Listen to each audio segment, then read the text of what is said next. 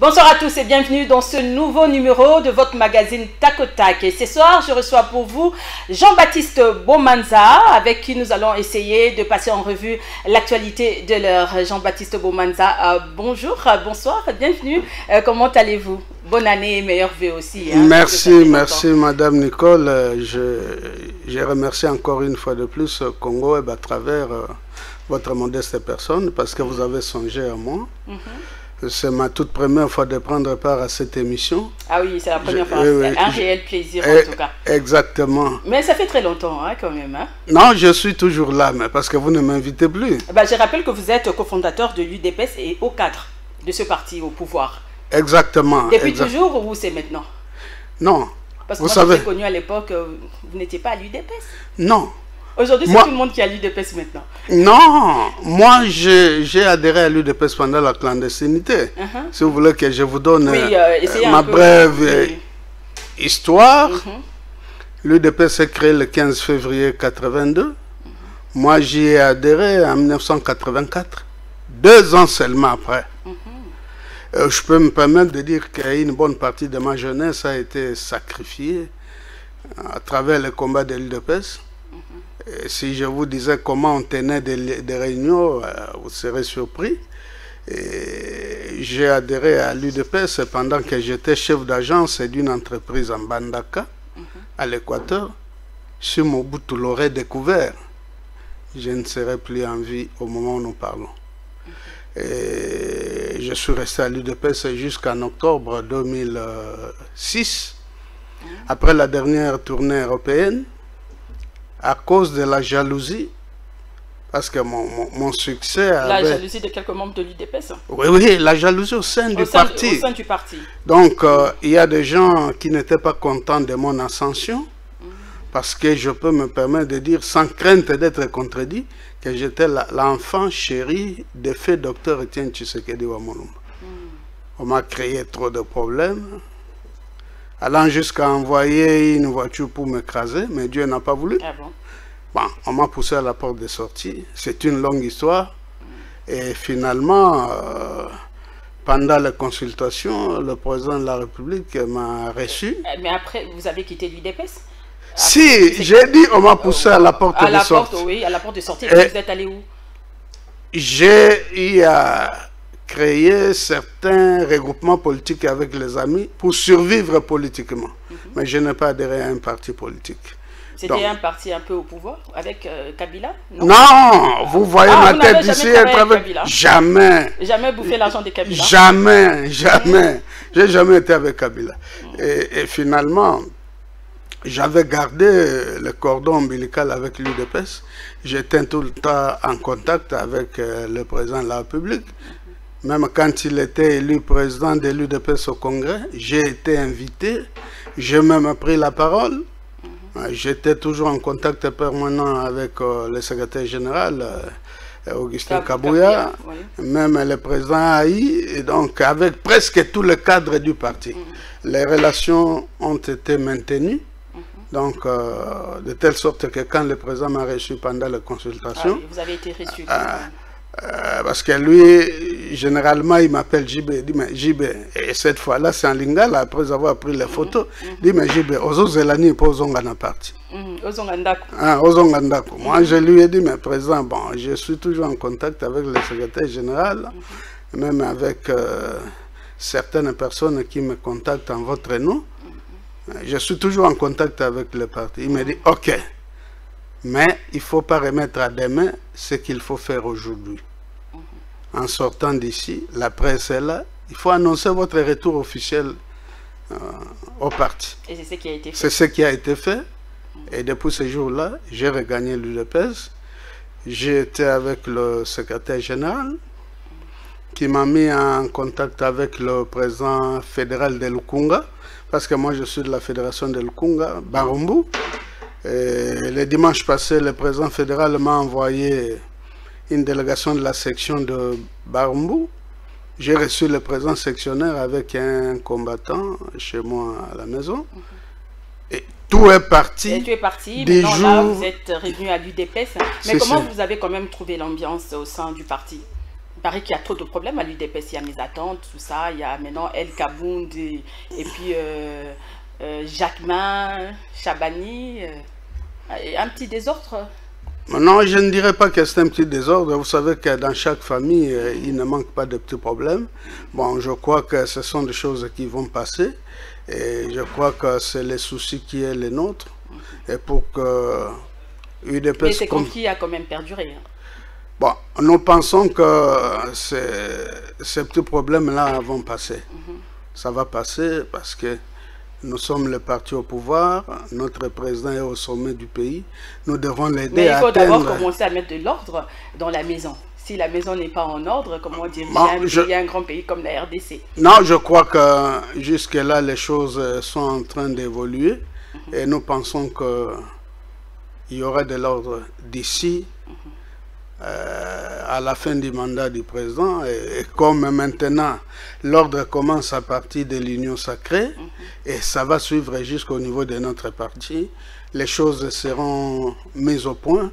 Et je crois que la grande machine UDPS va reprendre son envergure d'antan. En tout cas, il faut aider les chefs de l'État, bien qu'il est le président de tout le monde, hein, il n'a plus de parti politique, il est président de tous les Congolais, mais il faut quand même l'aider à bien travailler. Nous avons l'obligation de l'aider parce qu'il a une origine politique bien connue. Oui. C'est une obligation pour nous de l'aider, de faciliter sa tâche. Alors, vous êtes dans l'Union sacrée? Évidemment. Dites-nous un peu comment vivez-vous l'ambiance dans l'Union sacrée? Bon, l'Union sacrée, c'est le président de la République qui l'a initiée. Quand nous voyons la vague de ceux qui arrivent pour s'impliquer dans cette vision-là, ça ne peut que nous réjouir. Vous avez suivi que au niveau de l'Assemblée nationale, ce qui s'est passé avec 367 membres qui ont fait partir le gouvernement Ilunkamba. Oui, Ilunkamba. Et puis quand vous suivez l'informateur avec 391, oui. Et donc c'est pour vous dire que jusqu'à preuve du contraire, l'Union sacrée de la nation évolue bien. Est-ce que vous avez quand même capté la vision du chef de l'État? Oui, mais le chef de l'État... C'est bien d'adhérer à l'Union sacrée. Bon, on parle d'adhésion, je ne sais pas si c'est déjà une plateforme politique ou c'est déjà structuré, on ne sait pas. Donc, est-ce que vous avez vraiment capté? Si, nous avons capté, parce que c'est le président de la République qui a lancé ça. Il a donné des explications précises à tout le monde. À travers ses différents speeches, l'Union sacrée, c'est une vision pour que ceux qui adhèrent viennent l'aider à atteindre les objectifs qui s'étaient fixés, même pendant la campagne. Vous savez que les 2 ans que nous avons passés avec nos compatriotes des FCC ne nous ont pas facilité la tâche. Le président de la République, lui-même, devant le Congrès, a dit, il a même supporté des humiliations. Vous vous rendez compte, un président de la République, vous dire qu'il a supporté les humiliations de toutes sortes. Et donc, nous pensons que tout celui qui adhère à la vision, comprend la quintessence de l'Union sacrée et vient pour mettre la main à la pâte afin que nous allions de l'avant. Vous savez, madame, le Congo, c'est parmi les puissances potentielles de l'Afrique. Vous vous souviendrez même, quelqu'un qui est trop célèbre, François Fanon, avait dit que l'Afrique avait la forme d'un revolver dont la gâchette se trouvait ici au Congo. Et le Congo est parmi les 4 pôles économiques de l'Afrique. Le pôle qui est le nôtre demeure à genoux aujourd'hui parce que le géant Congo est à genoux. Ces choses-là doivent nous révolter pour que nous puissions remettre le Congo sur les rails, que le grand Congo soit debout. Tout simplement parce qu'il y a eu une mauvaise gouvernance aussi. Hein. Mais justement, c'est à cause de ça que le président a mis un terme à cette alliance-là, FCC Cash. Bien, alors revenons un peu à la démission du Premier ministre, hein, c'est ça l'actualité. Jean-Baptiste Bomanza, le Premier ministre, a enfin démissionné. Mais une démission est précédée d'une résistance. Comment avez-vous trouvé sa démission? Vous savez, madame, j'ai eu pitié de Ilunga Ilunkamba quand je l'ai suivi parler hier au sortir de l'audience lui accordée par le président, quand il est allé déposer sa démission, qui est en même temps la démission de son gouvernement. Vous savez, Ilunkamba, nous avons entendu parler de lui pendant que nous étions encore jeunes, hein, depuis Mobutu. Ben, il a travaillé avec Mobutu. Oui. Il a assumé de hautes fonctions, même des fonctions gouvernementales. Professeur d'université. Il a été celui qui a piloté la réforme des entreprises à Copirep. Les entreprises congolaises sont en difficulté aujourd'hui. C'est lui qui a la signature de ces difficultés-là de nos entreprises. Il a été DG de la SNCC. Vous savez comment il a laissé cette entreprise? Beaucoup de cadavres dans les placards. Il est nommé Premier ministre. Je ne sais pas si vous, de la presse, vous avez senti la présence d'un Premier ministre. Il part, il n'a tenu aucun point de presse. Je ne sais pas si je n'ai pas suivi, mais vous, de la presse, vous pouvez nous éclairer. Je ne l'ai pas suivi tenir un seul point de presse. C'est seulement lorsqu'il doit contredire le président de la République, il envoie son porte-parole. Il parlait toujours par une personne, par des personnes interposées. Par des personnes interposées. Lui-même n'a jamais parlé. Et lorsque le président de la République met un terme à la coalition FCC-Cash, il devait avoir le flair. C'est en ce moment-là qu'il devait démissionner. Parce que sa nomination avait évoqué, vu l'accord. Mais il est professeur d'université. Nous supposons qu'il a l'esprit cartésien. Quand le président a mis un terme à ça, il a mis un terme à l'accord. Et que c'est suite à l'accord que lui était nommé Premier ministre, c'est en ce moment-là qu'il devait démissionner. Des deux. Quand on a défenestré le bureau Mabunda, c'est encore une deuxième occasion pour Ilunkamba de démissionner. Il est resté de marbre.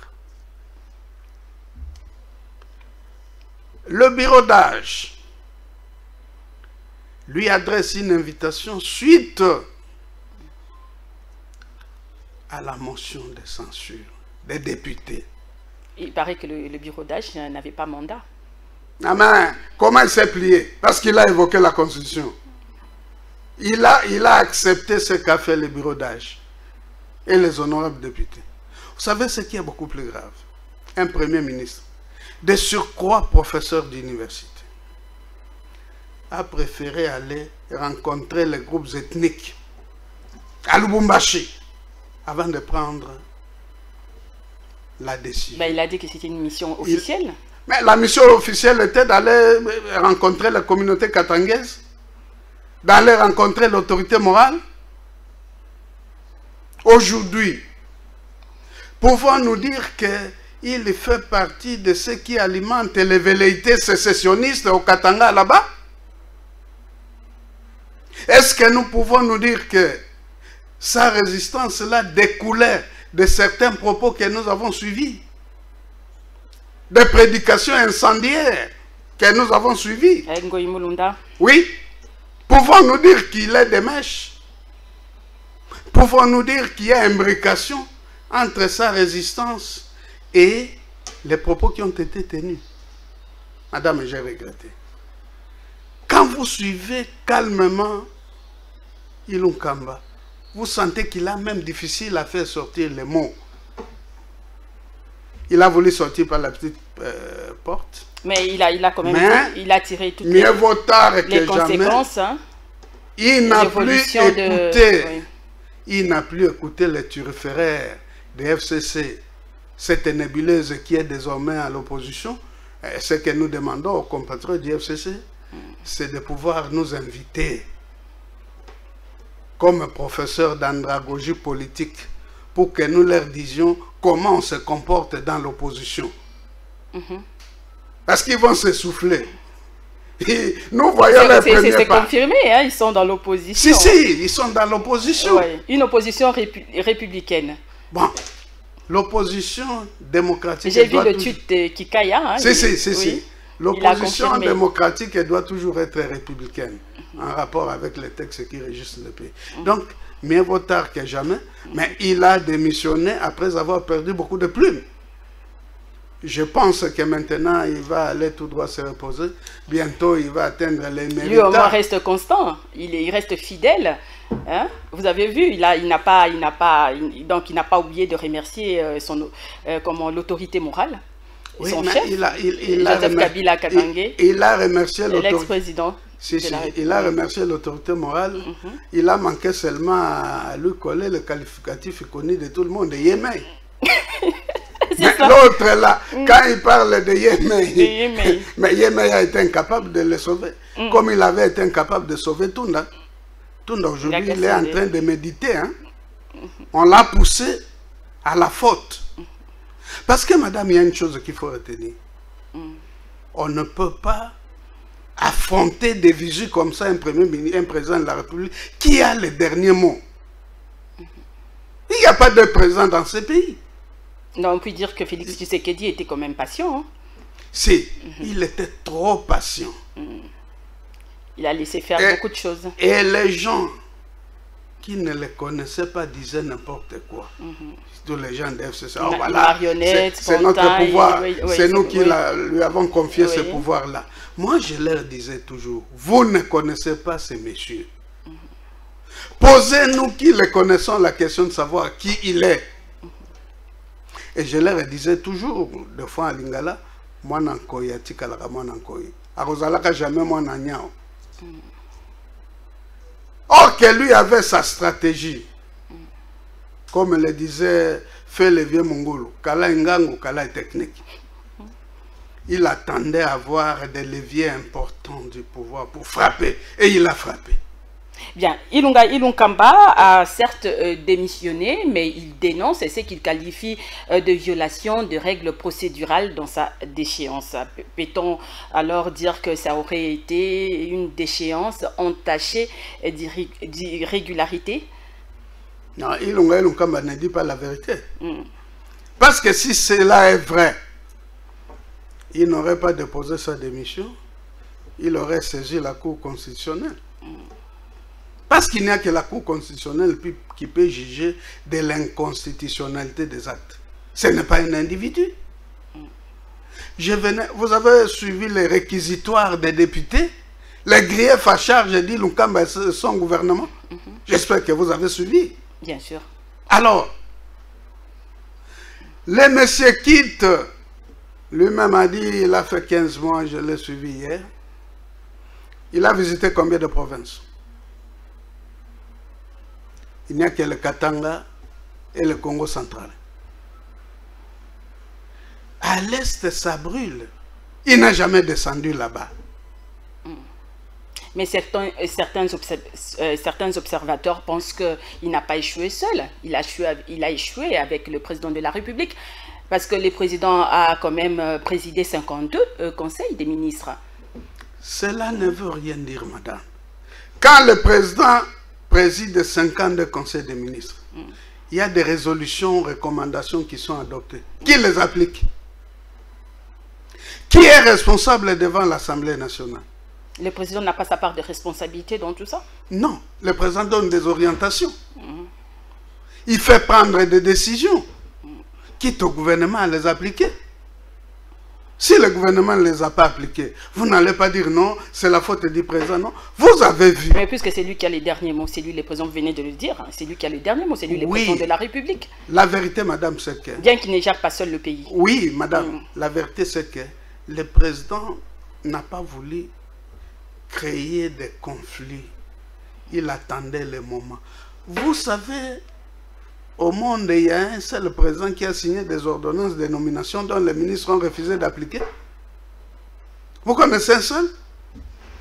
Ensuite, les présidents de la République qui organisent des activités qui obligent au chef de corps d'être là, le Premier ministre, la présidente de l'Assemblée nationale, le président du Sénat ne sont pas là. Et ces jours-là, ils ont même eu le culot de sceller l'hémicycle du palais du peuple. De couper le courant, l'eau, tout ça. Mais il fallait s'y attendre, parce que depuis même Martin Fayulu l'a dit, que avec cette coalition, le mariage là, il n'y aura rien de bon. Le président a été prévu, il n'y a pas que Martin Fayulu, moi-même. Oui. Je l'avais dit plus d'une fois, que cette coalition n'irait pas loin. Je l'avais dit. La vérité, c'est ce que vous venez de dire tout à l'heure là. Le président avait un gros cœur. Il était en train d'attendre le moment. Vous savez, le président, on peut le qualifier dans une certaine mesure comme étant un prophète. Quand il avait dit qu'il allait déboulonner, les gens avaient pensé que c'était un jeu d'enfant. Est-ce qu'à ces stades, on peut dire que non, le système Kabila a été déboulonné? Oui. Ça ne va plus se répéter. Quand il avait dit qu'il va venir avec le bic rouge. Donc vous êtes vraiment convaincu que les mariages entre Kabila et Tshisekedi, c'est fini, il n'y a plus rien? C'est fini cette affaire-là. Et l'UDPS est en train de... Parce que nombreux pensent que c'est, comme l'Union sacrée, c'est la coalition FCC Cash-Bis. Non, c'est pas ça. Oui. Ceux qui adhèrent à cet esprit-là... Ils viennent du FCC, hein? D'accord, je vais vous donner un exemple. Ils viennent du FCC. Vous savez... Ce sont les mêmes personnes qui ont géré pendant 18 ans. La vérité... Qu'est-ce qu'ils vont apporter, madame, de plus? La vérité, c'est que nous ne pouvons pas faire appel aux gens venant de la génération spontanée. Ce sont les mêmes personnes qui sont capables de changement. Je vais vous donner un exemple. Ils n'ont pas pu changer depuis. Il y a même ceux qui ont travaillé avec Mobutu. Je vais vous dire une chose. Ils n'ont jamais rien apporté dans ces pays. C'est maintenant là qu'ils vont apporter quelque chose. Dans les 2 ans qui restent. Madame. Ou 3 ans. Tout est fonction de la ligne de conduite que le président va impulser ou a déjà impulsé. Je vais vous donner un exemple. Est-ce que vous savez que fait Dr Etienne Tshisekedi Wamolumba était un ami à Mobutu? Vous savez que même le manifeste de Lancelot, il est parmi les artisans principaux de ces documents précieux que la plupart des partis sont en train de copier pour mettre dans leur projet de société. Mais lorsque le président Tshisekedi s'était rendu compte que ce n'est pas ça qui était prévu, il avait dit non. Vous savez, ces gens-là qui viennent de FCC, ils sont en train de remercier le président Tshisekedi. Ils étaient en prison. Tous ces professeurs, tout ce monde-là, ils ont fait quand même des grandes études, mais devant Kabila, ils étaient prisonniers. Ils ne savaient pas parler. Personne ne levait son petit doigt. Ils n'avaient même pas démissionné. Personne ne pouvait lever son petit doigt. Je voudrais que... Olivier Kamikato, au moins, il était comme ministre... il avait quitté, il a démissionné parce que ça n'allait pas. Et puis, il y a aussi Moïse Katumbi qui est parti. Bon, ils sont partis. Mais les autres là... En plein pouvoir d'ailleurs. Mais les autres là quittent parce que Joseph n'a plus le pouvoir, parce qu'il n'est plus là. C'est une trahison en quelque sorte. Non. Les autres là quittent. Nos politiciens, l'inconstance là, c'est très compliqué. Ils quittent parce que... La peur de lendemain. Dans une certaine mesure, mais ils quittent parce qu'ils ont récupéré leur liberté. Ils sont venus là où il y a les débats. Là où on peut les écouter. Là on ne les écoutait pas. Les nouvelles qui venaient du fond de Tchangoula, là où était celui que d'autres qualifient, comme mon jeune frère le qualifie de Léopold D. Là, on pouvait... Regarde, je vais donner un exemple. Vous savez comment Chadari a été désigné comme dauphin? Comment? À 2 heures de la clôture des dépôts de liste. À 2 heures. Il a dit, bon, bientôt on va clôturer. Bon, prenez des dispositions. Allez déposer le dossier de Chadari. Je ne peux pas citer ici les noms de mécontents qui s'attendaient à être désignés. Non, ils le savent. Ils le savent. Parce que vous parlez de ça, citez le nom. Si, ils le savent. Ils le savent. Ils le savent. Il y a des gens qui ont été déçus. Et vous savez, même quand ils désignaient le Premier ministre, il contactait plus d'une personne. Il rassurait plus d'une personne. Mais les gens étaient toujours déçus. Ils étaient déçus, mais ils étaient toujours là. Mais parce que... Dans la mangeoire. Parce qu'ils se retrouvaient. Ils avaient un peu de pouvoir. Il y a certains avantages qu'ils avaient. Oui, des avantages, c'est ça. Mais... Ils n'ont jamais travaillé pour l'intérêt de la nation. Mais maintenant... Mais on se demande s'il y avait... Dans l'union sacrée, ils ont l'obligation de se mettre au pas. Parce que l'union sacrée n'est pas une blanchisserie. S'il y a des gens qui traînent des casseroles, ils auront affaire avec la justice. Ce n'est pas une blanchisserie. Ce n'est pas une blanchisserie. Bien, alors, qui pour succéder à Sylvestre Ilunga? La question préoccupe les esprits. Alors, comment vous y répondez? Je crois que ça, c'est au niveau du pouvoir discrétionnaire du président de la République. Moi, ici, je ne peux pas spéculer en citant les noms des gens. Le président de la République lui-même, en lançant cette affaire de l'union sacrée, en organisant la manière dont les choses doivent se passer, il doit certainement avoir des noms en tête. C'est à son niveau qu'il pourra faire la sélection pour nous désigner un Premier ministre qui sera capable de l'accompagner dans cette vision-là d'union sacrée de la nation. Je ne peux pas citer les noms des gens. Vous n'avez même pas une idée? Bahati, Katumbi Bemba sont maintenant hors jeu? Non, je ne veux pas citer les noms des gens. Parce que si je cite les noms des gens et que ces gens ne sortent pas, ce ne sera pas une bonne chose. Et puis, si je cite les noms des gens, les personnes les plus en vue, j'ai des relations avec tout le monde. J'ai des relations avec... Et la question de la taille du gouvernement? Non, la taille doit diminuer. La taille doit obligatoirement diminuer compte tenu des difficultés financières. C'est que nombreux ne seront pas servis. Hein? Non, mais est-ce qu'il faut aller là-bas? Les gâteaux sont trop petits. J'ai toujours refusé de considérer le pays comme étant un gâteau. On ne doit pas aller là-bas obligatoirement pour avoir un poste. Il y a des gens qui ont eu des postes depuis 2000. Mais la plupart qui viennent, c'est pour les postes. Hein? Non, non, madame. Katumbi et Bemba ont claqué la porte, pourquoi? Vous avez suivi Jean-Marc Kabound? Je ne suis pas... Jean-Marc Kabound aussi a été en quête d'un poste. Il est maintenant candidat vice-président à l'Assemblée nationale. Ça, c'est l'organisation interne de l'Union sacrée. Mais il n'y a pas quelqu'un d'autre à proposer, seulement Jean-Marc Kabound à l'UDPS, il n'y a pas quelqu'un. Pourquoi pas vous? Non, moi, je ne suis pas député. Ah oui, vous n'êtes pas député, mais il y a d'autres députés quand même. Il y a au moins 32 députés, hein, UDPS, hein, je crois. Oui, je crois si je ne me trompe. Pourquoi seulement lui? Ça a été la décision. Il veut récupérer sa place. Vous savez la manière dont il est parti de ce poste-là? C'est pourquoi il veut revenir à tout prix. Pour prouver à Mabunda. Non, pas pour prouver à Mabunda. C'est pour corriger l'injustice qui était commise en ce moment-là. Et donc, je crois que les choses vont se passer selon les règles de l'art. Et je crois que ce n'est pas un péché que Kabound récupère ce poste-là, qu'il avait perdu. Et l'Union sacrée a comme candidat Mbosso, Christophe Mbosso? Oui, je crois que c'est le... Vous pensez qu'il est en phase avec le chef de l'État? C'est un monsieur crédible, hein, parce qu'il a travaillé aussi avec Mobutu. Hein. Il a travaillé avec Kabila, et voilà. Cela ne veut rien dire. Il n'y a que des imbéciles qui ne changent pas. Il n'a pas l'air d'un flatteur, selon vous? Non. Il n'a pas l'air d'un renard, comme j'ai toujours dit. Et à cet âge-là, nous savons comment il a conduit le bureau d'âge, les soucis qui est les nôtres. Il y a Jean Kibunda aussi, hein, qui est là. Bon, il est là, mais je suis convaincu que c'est Mbosso qui va passer, dans la mesure où c'est le ticket gagnant, le ticket de l'Union sacrée de la nation. Jacques Mbunda est candidat, on est en démocratie, c'est tout à fait normal. Et les départs de Bemba et Katumbi ne vous dit rien? Ils sont partis où?